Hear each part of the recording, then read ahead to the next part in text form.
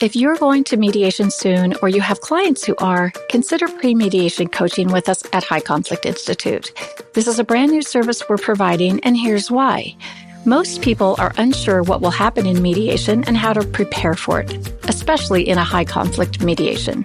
Studies show that regardless of the skill level of your mediator, learning a few key conflict resolution skills can increase your success of settling your matter out of court. Our pre-mediation coach will work with you in a 90-minute one-on-one session by Zoom or phone to help you learn to stay calm, to make reasonable proposals, and make decisions that can last. A small investment with significant positive outcomes. Schedule your pre-mediation coaching session on our website at the link below in the show notes or call us at 619-800-2070. If you're a lawyer, mediator, or other professional and want more info, just ask us at highconflictinstitute.com on our contact page, or feel free to provide the coaching link directly to your clients today.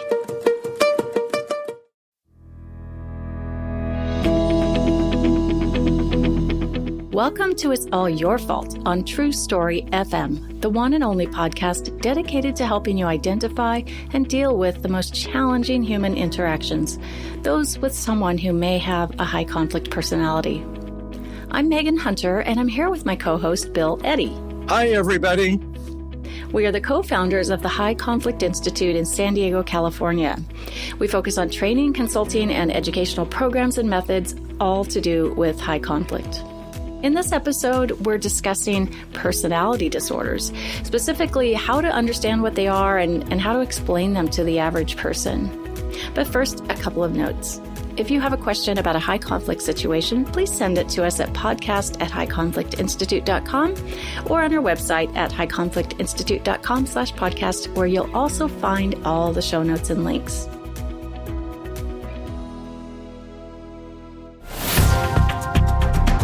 So let's talk, Bill, about personality disorders, a topic that can be very mystifying to those unfamiliar with them, and even to some in the mental health profession itself. Although with copious amounts of information online about personality disorders these days, it seems that everyone's an expert, right?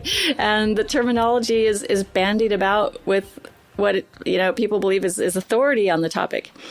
But, it is sticky and fascinating information. Unexplainable behaviors can quickly be explained away as narcissistic personality disorder or some other personality disorder type. And once that thought happens, it's very easy to develop confirmation, which is a topic we talked about in the last episode. But this can also be dangerous information, and information that must be treated with respect and caution. So, Bill, let's talk about personality disorders. Specifically, let's start with whether personality disorders are a type of mental illness or not. So this is confusing to people. As terms of mental health professionals, personality disorders are a chapter in the diagnostic manual of mental disorders. So for mental health professionals, personality disorders are a type of mental illness, meaning that it affects people's thinking, it affects their behavior, it affects their mood. But what's different is that they're interpersonal disorders. So when you think of depression or anxiety or schizophrenia or even substance use disorder, you think of the person as having problems, kind of separate from their environment. With personality disorders, it's very much an interpersonal type of disorder. So it shows up in a close relationship or during a crisis or dealing with authority figures. People start having all or nothing thinking, unmanaged emotion, maybe screaming and yelling, and you thought you were having a normal conversation. But that's part of what's confusing is because in many ways they are normal. And they seem normal. But in a close relationship, like a marriage or dating, they may start attacking you. They may just start having strange behaviors towards you. That's the big difference compared to, say, mental illness like schizophrenia, where a person's out of touch with reality, has delusions, hallucinations. With personality disorder, people are in touch with reality, but they put a spin on it, like all or nothing thinking, like jumping to conclusions, like blaming other people for their own behavior. So that's what's different about them. Now, how common are they? Well, research shows about 10% of the adult population, and usually personality disorders aren't diagnosable until people are adults because, kids are changing, they try out extreme behaviors, but they're not stuck. Once they're an adult, if they're stuck with a normal human behavior, but they keep applying the same narrow range to every situation, then that might be a personality disorder. So 10%, that's what the diagnostic manual says. A big study 20 years ago said in the U.S. it's about 15%. So think 10 to 15%. Alcoholism is about 7% of the adult population. So this is a bigger problem and issue than alcoholism, and yet very little discussed, little understood. And I really think we need to talk about it more, which is why we're talking about it more on this show. Yeah, as we've said before, it's the elephant in the room. And a lot of people don't want to talk about it in the profession, mental health profession, some, and other professions. It's shut down very quickly. But, the 10% figure is curious to me a bit. My gut kind of tells me it's bigger than that.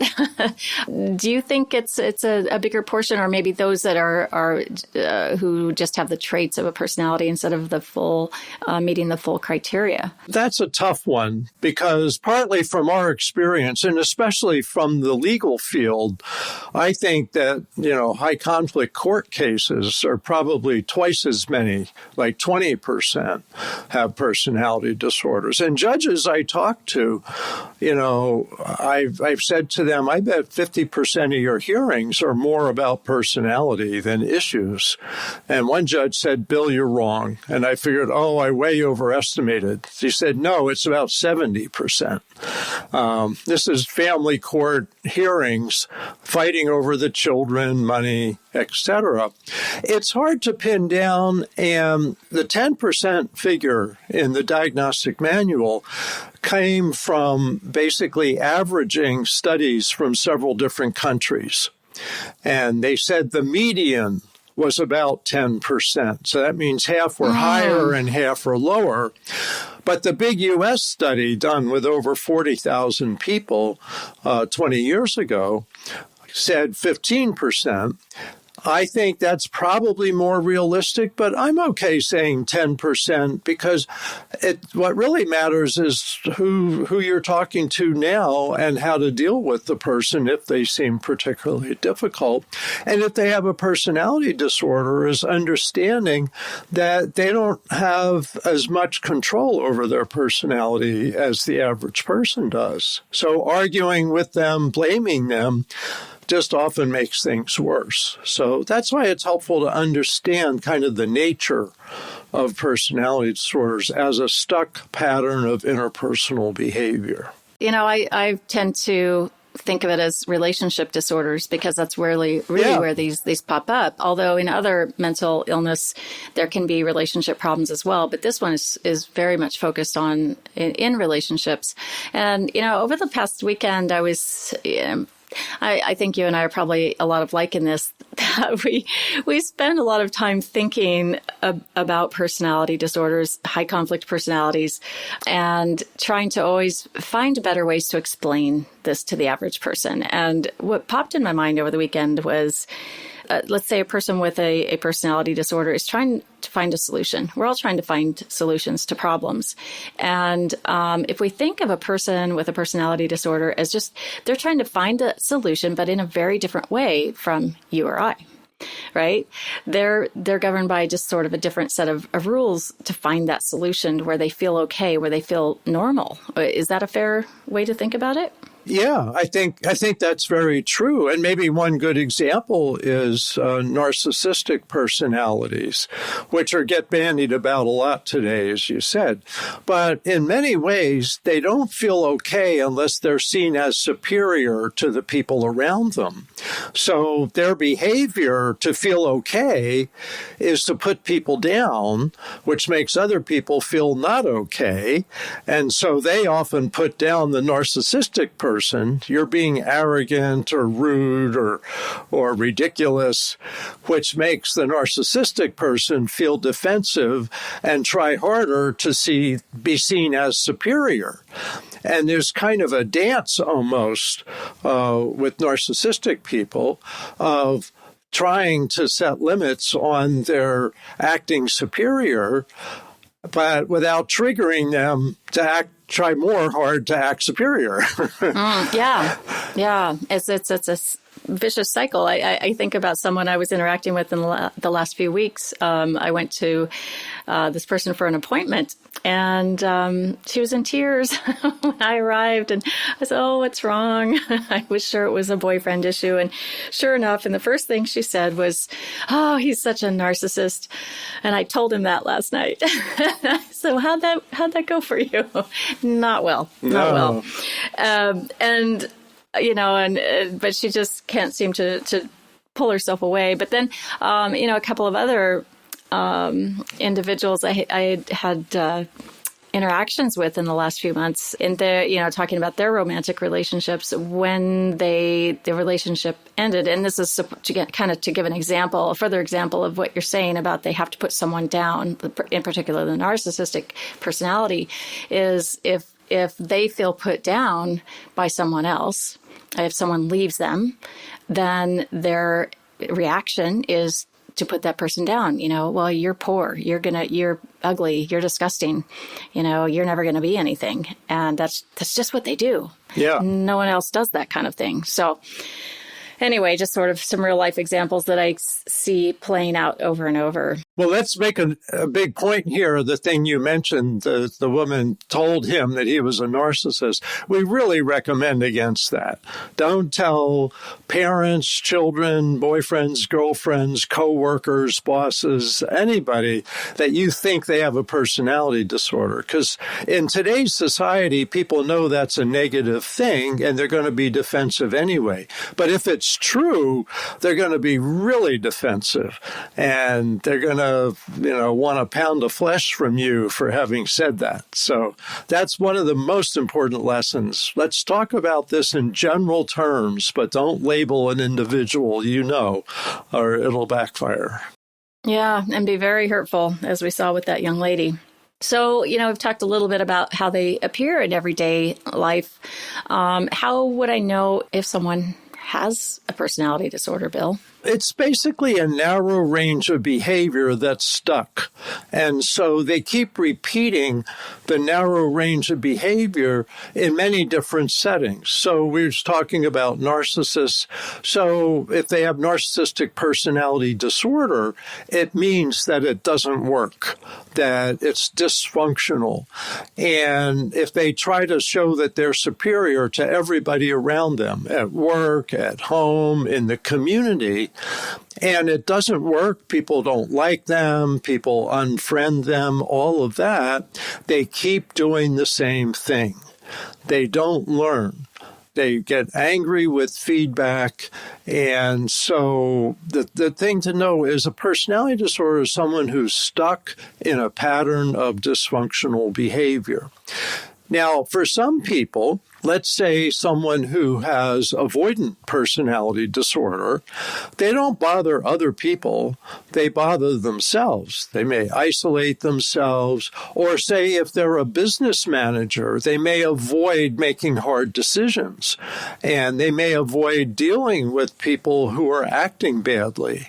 And so you may have a division where a lot of people are acting badly, and the manager goes into their office and hides because they have have an avoidant approach, and every time there's a problem, their approach is to avoid the problem. So that would be an avoidant personality disorder. Now, antisocial personality disorder, probably 40% end up in the criminal justice system, and they have a pattern of often criminal behavior, and they repeat, and they go to jail. They get out of jail, they repeat, and they're back in jail again. So you see, it's a stuck pattern of behavior that's dysfunctional interpersonally. So that's kind of a long definition. Yeah. So speaking of criminal behavior, we're right in the midst of the big case here in the United States with murders of four lovely young people in Idaho at their university in November 2022. And just in the past week, the alleged killer was apprehended, and in fact today is being extradited from Pennsylvania to Idaho to face the charges. So I've read a bit about this person. Have you? I don't know if you have yet, Bill. If so, do you have any thoughts about that in relation to perhaps antisocial personality? First, let me say I recommend that if you start thinking about personality this way, is that you have a private working theory. Like I said, Yes. You don't tell other people about a specific person.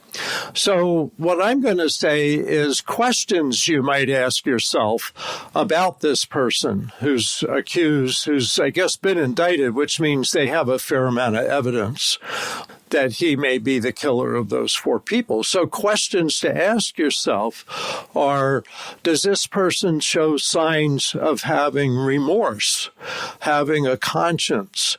Because people with antisocial personality don't seem to have that. Does this person have a pattern of antisocial behavior, like breaking the law, like stealing, breaking other people's property, lying to people, a lot of lying? Does a person have a lot of lying? Does a person have a lot of antisocial planning? And so, we know there's crimes of passion where somebody's upset and they kill somebody because they're upset in the moment. And then they're like, oops, sorry about that. That's usually not an antisocial personality. The antisocial personality might be more likely to plan something, to scope out, if I want to kill somebody. And there are people that grow up wanting to kill somebody, wanting to know what's it like. That's antisocial behavior. So if they're plotting, saying, okay, I want to kill somebody, I want to kill some college students, I wonder where I could get away with it. How would I do it? What time of day would I do it? All of that. Keep in mind what's been in the news about this person is that he's studying criminals, I think murderers, and wondering and surveying what were your thoughts? Did you did you do it this way or that way? And your emotions. And what your were you emotions. Feeling? Yes. Mm-hmm. And it raises the question of, is this person like a hardcore antisocial personality? And someone said, I think a high school friend, we were best friends, and then over one summer, this guy changed his personality. Well, that's the way some of this personality stuff happens, is you see people start becoming a different person as a young adult. Between about 15 and 30 is where you start seeing antisocial behavior get started. And that may be why a lot of our young killers are 18, 19, 20 years old, because they haven't done anything to get caught yet. So their first crime could be a murder. It's big. Like a school shooting. Yeah. It also may be their last crime. And it's too bad we can't predict who's going to do something like that before they do it. But a lot of people don't even act like that until they start, their personality kind of ripens into adulthood. And you see, so these are all questions I would ask. So I wouldn't conclude. I wouldn't make a conclusion, but I would ask these questions. That's a great way to put it, Bill. And I always have to remember that. Just ask yourself questions. Yeah. Just have to know kind of which questions to ask. So, we talk a lot about high conflict personalities, high conflict people. That's what we do at High Conflict Institute. But, the question we often get is, are all people with personality disorders high conflict people? So the answer is no. So personality disorder is someone who's stuck in a narrow pattern of behavior. A high conflict person, someone with a high conflict personality, is stuck in a pattern of behavior of blame. And with that comes all or nothing thinking, extreme behaviors, because they're preoccupied with blaming others. So if you think of personality disorders as stuck patterns of behavior, high conflict people as blaming patterns of behavior, some people with personality disorders are high conflict people, have high conflict pattern of behavior, and some don't. So there's 10 personality disorders that mental health professionals identify in the diagnostic manual. Only 5 of them seem prone to being high conflict. That's the cluster B, which is antisocial, narcissistic, borderline, and histrionic. And if you want more on each of those, listen to our earlier podcasts.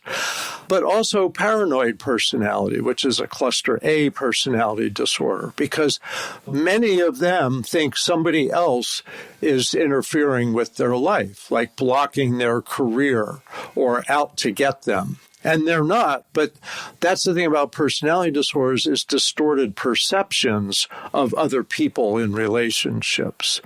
So basically, think personality disorders, maybe half have high conflict personality behavior, and high conflict people, maybe half of them have personality disorders, and the other half are a little more flexible, maybe not as stuck, but still blamers.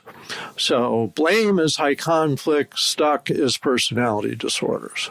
I love that. It's such a simple way to explain it to the average person, including this one. What's kind of fascinating, I think, to most people is that we hear the word terminology, personality disorder, and think that it's some really, dark,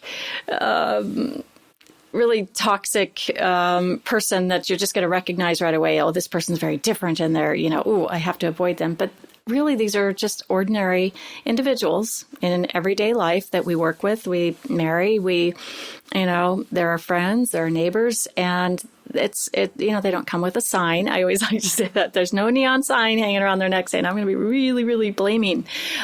That's why we have to be careful when we meet new people is to, when you listen for things like blame, are they blaming other people a lot? Because they might often come with charm as well, and just regular, ordinary, everyday people, right? Yes. And I'm glad you mentioned charm, because all of the high conflict people tend to have charming potential. And that's why in dating, we tell people wait a year before you make a major commitment like getting married, buying a house, or having a child, because you may be just not seeing the whole person. That over the course of 12 months, you usually do see the whole person. But over 3 months or even 6 months sometimes, you don't know. This may be someone who hits you. This may be someone who's going to blame you a lot. But at first, they're charming and friendly. But within a year, you're going to see this. And that makes it very hard because, as you said, Megan, they're very ordinary in most ways.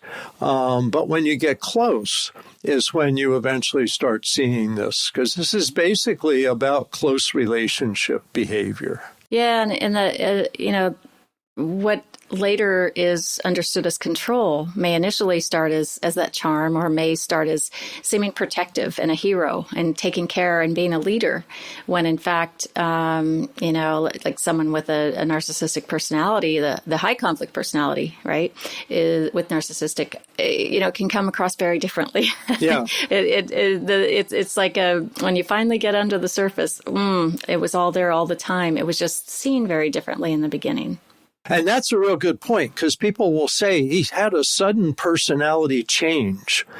And it's usually not a sudden personality change. It's usually seeing the full personality that was always there. Mm-hmm, it is. And the next question people have is well, they know they're being this way.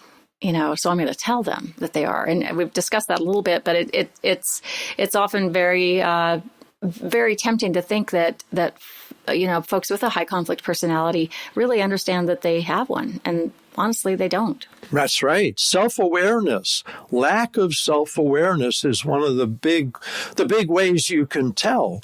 If somebody says, gee, I'll have to think about that, or maybe I shouldn't have done that, or I should have done something different a long time ago in the relationship. That's good. That's self-awareness.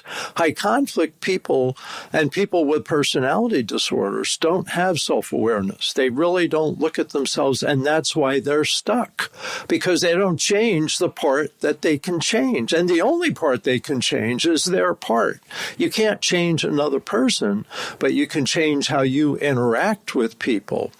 80 or 90% of people say, oops, what did I do wrong there? What can I do different in the future? That's a big thing that personality disordered people don't do, and that's why they're stuck. So it's helpful to understand that. Yeah. Right. And they turn most of those things around on you. When they're being manipulative, they say you are. It's all your fault. We should name a podcast after that. Oh, we should. Good idea, Bill. Okay, last question here. And this is really an important one for our listeners, is if I want to explain to a friend or a family member what a personality disorder is, what should I say? Well, here's kind of about 6 or 8 points in a nutshell. First is say there's somebody who's stuck in a narrow pattern of behavior that doesn't work, that backfires for them. They don't connect the dots to their own behavior. They don't connect it back to themselves, as we were just saying. They don't self-reflect. They lack self-awareness. Therefore, they don't change. Now, you can't point this out to them because you'll trigger incredible defensive and blame. They'll blame you and say, no, Bill, it's you. It's all your fault that I sabotage such and such. It's all your fault. So they'll tend to be blaming, but not all of them do that. About half of people with personality disorders do that, and the other half just kind of make their own lives difficult. So we need to have compassion for them, which is another point I want to make sure to say. Now, if they're the half that has targets of blame, it's all your fault, you need to realize there's no point in arguing with them about that. That you really want to focus on the future, focus on what to do now, and maybe even give them a statement that shows empathy, attention, and respect. You may need to set limits on them and say, I'm sorry, I can't do that, but here's what I can do. And I care about you a lot, and I'm going to need to go now. So, you take care. So the way you talk to them is important, but more than anything, just understanding they're stuck. About half of them are blamers, and that the goal really is either manage the relationship with them, and you can. There's many people that actually can be delightful friends, co-workers who have personality disorders in a range of activities that aren't too close. You can probably get along fine. Maybe you have a friend you like to go to the movies with. You can do that. And that may be fun, and yet you don't want to spend every waking hour with them, because then they start... Or go on vacation. Or go on vacation, then they'll feel abandoned. Yes. Or go on vacation with them. You'll feel like you want to abandon. That's also an issue. In fact, sometimes that's when people realize that this is too intense. So the thing is, having balanced relationships, getting close to people slowly, and if it's too intense and you realize there's a problem here, is backing off to where it feels more comfortable, or if you feel you need to disengage, in general, disengage slowly, because if you disengage rapidly, you may be triggering intense emotions that will make them back into your life even more.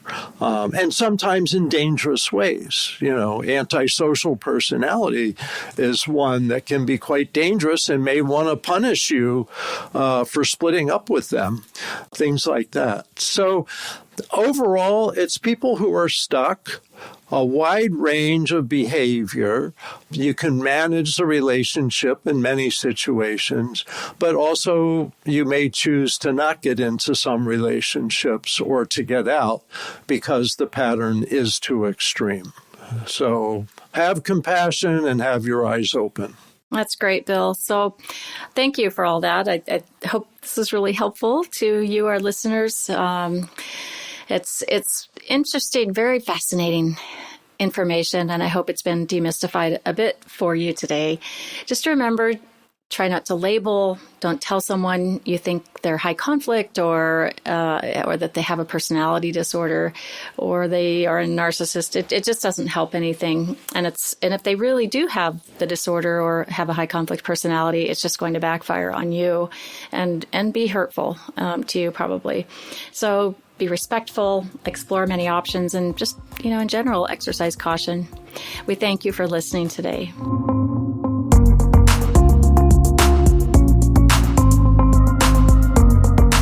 Next week, we'll talk about getting it backwards in family court.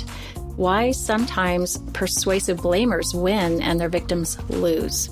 Now, even if you don't have a family court case, you have never been divorced, this information can still be fascinating and applicable across the board in other areas as well.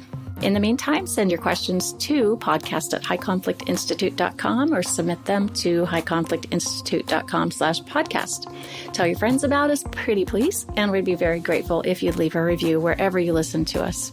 Until next time, keep learning and practicing these skills and kindness to yourself while we all try to find the missing piece. It's All Your Fault is a production of True Story FM. Engineering by Andy Nelson. Music by Wolf Samuels, John Coggins, and Ziv Moran. Find the show notes, and transcripts at truestory.fm or highconflictinstitute.com/podcast. If your podcast app allows ratings and reviews, please consider doing that for our show.